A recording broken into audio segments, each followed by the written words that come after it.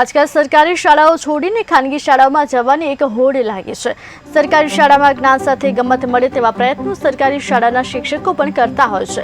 વડગામ તાલુકાના વરસાડા ગામે એક શિક્ષક દ્વારા જ્ઞાન સાથે ગમત પદ્ધતિ થકી બાળકોને સારું શિક્ષણ આપી રહ્યા છે, જેને સૌ લોકો બિરદાવી રહ્યા છે। અહીં બાળકોને જ્ઞાન સાથે ગમત દ્વારા શિક્ષણના પાઠ ભણાવવામાં આવી રહ્યા છે, સાથે સ્વચ્છતા કઈ રીતે રાખી શકાય તેનું પણ ધ્યાન રાખ્યું છે।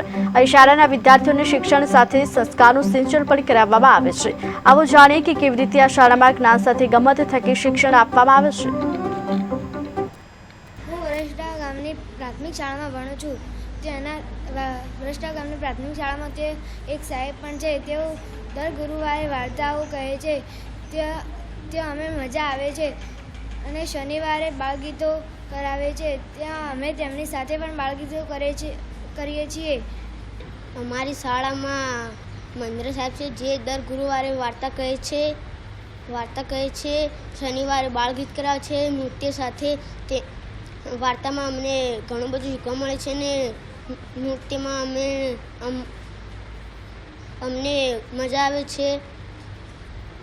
તે મહેન્દ્ર સાહેબનો વિષય ગુજરાતી અને ઇંગ્લિશ છે, જેમાં ગુજરાતીમાં તે કવિતા ગાય છે। એમાં અમે સાહેબે પણ અને અમે પણ નૃત્ય કરીએ છીએ, જેમાં અમને પણ મજા આવે છે અને કવિતા શું કહેવા માગે છે એ પણ અમે સમજી જઈએ છીએ અને સાહેબ સારી રીતે અમને કવિતા સમજાવે છે અને તેમનો રાગ પણ સરસ છે। અમારી શાળાની અંદર મહેન્દ્રભાઈ સાહેબ કે જેઓ બાળકોને ગમ્મત સાથે જ્ઞાન પૂરું પાડે છે, જેની અંદર એ સ્વચ્છતાના પાઠ અભિનય સાથે, બાળગીત પણ અભિનય સાથે શીખવે છે। એ સિવાય ભજન વાર્તા દર ગુરુવારે કહે છે।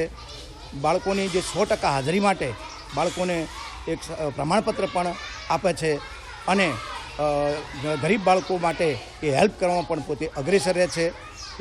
આમ મહેન્દ્રભાઈ સાહેબ એ અમારી શાળાને અમારા માટે એક રતન સાબિત થયેલા છે। તો હું દર ગુરુવારે વિદ્યાર્થીઓને વાર્તા કહું છું અને એમાંથી એમને નવા સંદેશ એટલે કે બોધપાઠ શીખવા મળે છે। શનિવારે હું અભિનય સાથે બાળગીત કરાવું છું, જેમાંથી બાળકોને એમની સાથે મારી સાથે અભિનય કરતાં બાળગીત ગાય છે। એ સિવાય ભજન પણ ગાઉં છું। ગુજરાતીના વિષયમાં હું કવિતા જે હોય છે એનું ગાન કરી અને ભણાવું છું, જેથી વિદ્યાર્થીઓને પણ મજા આવે છે। એક અંગ્રેજીનું સ્પેલિંગ બોક્સ બનાવ્યું છે, એમાં વિદ્યાર્થી એને તૈયાર કરેલું સ્પેલિંગ છે એના નામ સાથે એક ચિઠ્ઠી બનાવીને નાખે છે, જેને દર શનિવારે ખોલવામાં આવે છે અને જેનું નામ આવે તે વિદ્યાર્થી એમ કે સ્પેલિંગ બોલે છે। આ રીતે એમનું શબ્દ ભંડોળ પણ વધે છે।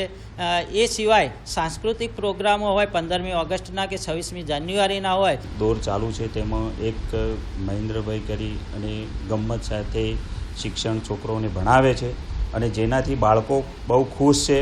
જેમનું શિક્ષણ જોઈ અમે વારંવાર હું સ્કૂલમાં જાઉં તો બધા બાળકો એકદમ ખુશ મિજાજ હોય છે। બાળકો સાથે અમે પૂછીએ તો અમને સરસ ભણાવવામાં આવે છે, અમને કોઈ મારઝૂડ કે એવું કશું કરવામાં નથી આવતું અને સાહેબોનું શિક્ષણ આ છોકરાને એટલું ગમે છે કે છોકરા એક સમય રજા પણ પાડવાનું ના પાડે।